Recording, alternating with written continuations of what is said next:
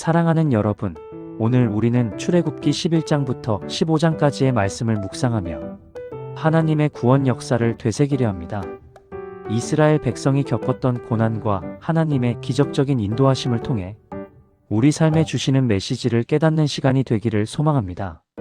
먼저 출애굽기 11장에서는 마지막 재앙, 장자의 죽음에 대한 경고가 나타납니다. 하나님께서는 모세에게 이 재앙 이후에야 바로가 이스라엘 백성을 내보낼 것이라고 말씀하십니다. 이는 하나님의 강력한 심판과 주권적인 역사를 보여줍니다.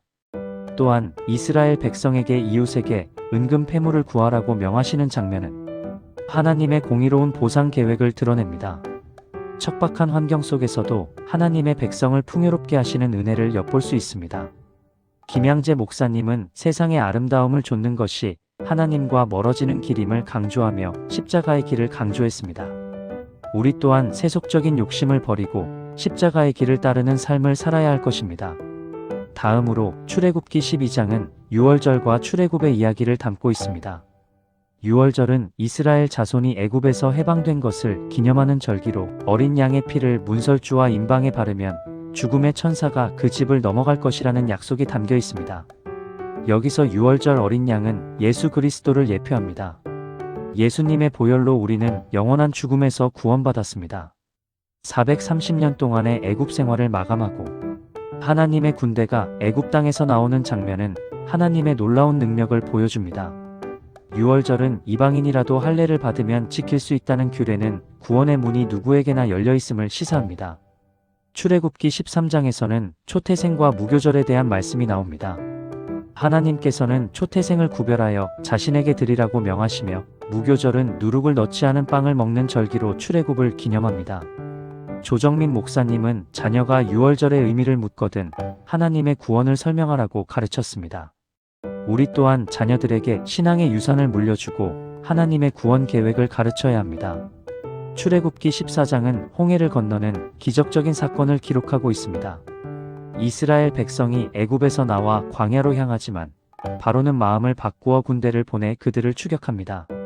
홍해 앞에 갇히고 뒤에는 애굽 군대가 쫓아오는 절망적인 상황 속에서 모세는 하나님께 부르짖고 하나님께서는 홍해를 가르셔서 이스라엘 백성이 마른 땅으로 건너가게 하십니다. 애굽 군대는 이스라엘 백성을 쫓아 홍해로 들어오지만 하나님께서는 물을 다시 합쳐 그들을 모두 수몰시키십니다. 구름 기둥과 불 기둥으로 이스라엘 백성을 인도하시고 보호하시는 하나님의 사랑은 지금도 우리와 함께 하십니다. 마지막으로 출애굽기 15장은 승리의 노래를 담고 있습니다. 이스라엘 백성은 홍해를 건넌 후 하나님의 구원을 찬양하는 노래를 부릅니다. 하나님의 능력과 위엄, 그리고 이스라엘을 구원하신 은혜를 기리는 이 노래는 우리에게도 큰 감동을 줍니다. 우리 삶 속에서 어려움을 겪을 때마다 하나님의 도우심을 기억하며 찬양과 감사를 드려야 합니다. 사랑하는 여러분, 출애굽기의 말씀을 통해 우리는 하나님의 신실하심과 능력을 다시 한번 확인할 수 있었습니다. 이제 우리도 이스라엘 백성처럼 하나님의 인도하심을 따라 믿음으로 나아가야 합니다. 오늘 하루 우리를 구원하신 예수 그리스도의 사랑을 기억하며 감사하는 마음으로 살아갑시다. 주변 사람들에게 복음을 전하고 하나님의 사랑을 나누는 일에 힘씁시다.